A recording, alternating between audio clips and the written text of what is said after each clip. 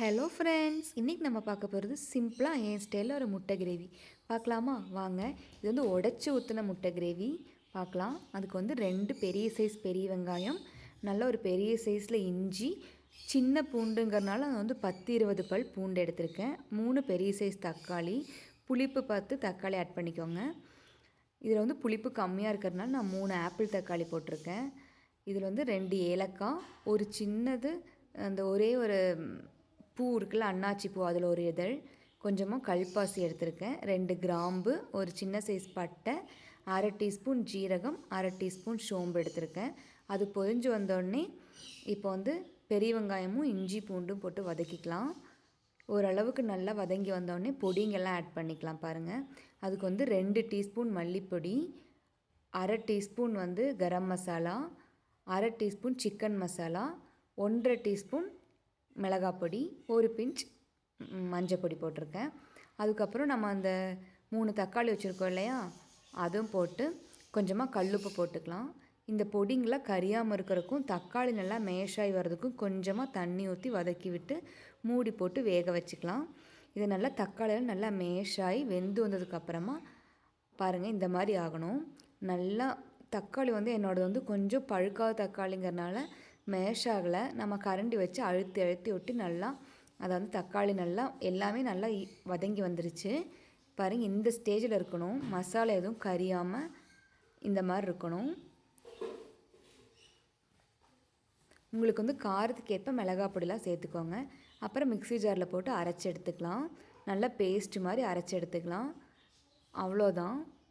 இதை பாருங்கள், அரைச்சி எடுத்தோடனே நம்ம வந்து இப்போ கடாயில் எண்ணெய் ஊற்றி அதில் வந்து இந்த பிரியாணி இலையும், இதுக்கு பேர் என்ன எனக்கு தெரியல, அதுவும் போட்டு கொஞ்சமாக பொரிஞ்சு வந்தோடனே நம்ம அரைச்சி வச்சுருக்கோம் இல்லையா பேஸ்ட்டு, அதை ஊற்றிக்கலாம். கொஞ்சமாக எண்ணெய் விட்டு இது 2 பொரிச்சிக்கலாம். பாருங்கள், அதுக்கப்புறம் நம்ம அரைச்சி வச்ச பேஸ்ட்டை ஊற்றிக்கலாம். அந்த மிக்ஸி ஜாரில் கொஞ்சமாக தண்ணி ஊற்றி உங்களுக்கு எவ்வளோ தண்ணி வேணுமோ அந்த அளவுக்கு ஊற்றிக்கோங்க. செமி கிரேவி மாதிரி வேணும்னா கொஞ்சம் கெட்டியாகவே வச்சுக்கலாம் நம்ம. பாருங்கள், இப்போ நான் தண்ணி ஊற்றி நல்லா எண்ணெய் பிரிகிற அளவுக்கு கொதித்து வந்ததுக்கப்புறமா நம்ம வந்து முட்டை உடச்சி ஊற்றிக்கலாம். வேக வச்சும் போட்டுக்கலாம். நான் வந்து இன்றைக்கி வந்து உடச்சி ஊற்றி தான் பண்ணுறேன். பாருங்கள், நல்லா எண்ணெய் பிரிஞ்சு வந்துருச்சு. இது நம்ம சிம்பிளாக பண்ணுறது தான். நம்ம எல்லாம் வதக்கி விட்டு அரைச்சி எடுத்துட்டோன்னா முட்டை குழம்பு ரெடி.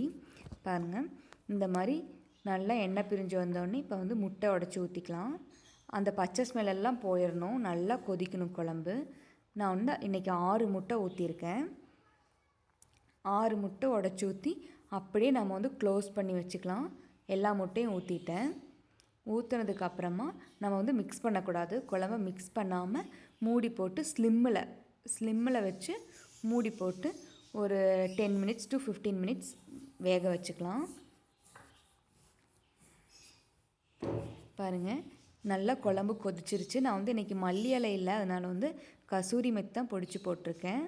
பாருங்கள், நல்லா கொதித்து குழம்புலாம் நல்லா எண்ணெய் பிரிஞ்சு வந்துருச்சு. பாருங்கள், சூப்பராக ரெடி ஆகிடுச்சு. இது வந்து எல்லாத்துக்கூடையும் சாப்பாட்டு கூட, ஆப்பம், இட்லி, தோசை, சப்பாத்தி, அது மாதிரி எல்லாத்துக்கூடையும் சர்வ் பண்ணிக்கலாம். சிம்பிளாக சீக்கிரமாக பண்ணிடலாம். மார்னிங்கெல்லாம் சீக்கிரம் டக்குன்னு பண்ணிடலாம் குழம்பு. பாருங்கள், சூப்பராக கொதிச்சு வந்துருச்சு. நான் வந்து இன்றைக்கி ஆப்பத்து கூட தான் சர்வ் பண்ணுறேன். பாருங்கள், நல்லா சாஃப்டாக இருக்கும் ஆப்பம். ஆப்பத்து கூட தான் நான் இன்றைக்கி வந்து முட்டை குழம்பு சர்வ் பண்ணுறேன். பாருங்கள், குழம்பு ஆஃப் பண்ணிட்டேன். பாருங்கள், முட்டைலாம் நல்லா வெந்து வந்துருச்சு. நான் இன்றைக்கி வந்து 6 முட்டை வந்து இதில் ஊற்றிருக்கேன். பாருங்கள், நல்லா முட்டையெல்லாம் வெந்து தனித்தனியாக இருக்குது.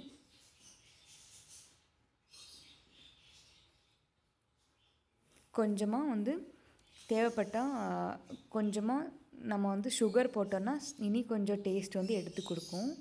ட்ரை பண்ணி பாருங்கள், சூப்பராக இருக்கும். இன்றைக்கி வந்து ஆப்பத்து கூட சர்வ் பண்ணியிருக்கேன் சூடாக. நீங்களும் ட்ரை பண்ணி பாருங்கள். வீடியோ பிடிச்சிருந்தால் மறக்காமல் சேனலை சப்ஸ்கிரைப் பண்ணுங்கள். தேங்க்யூ.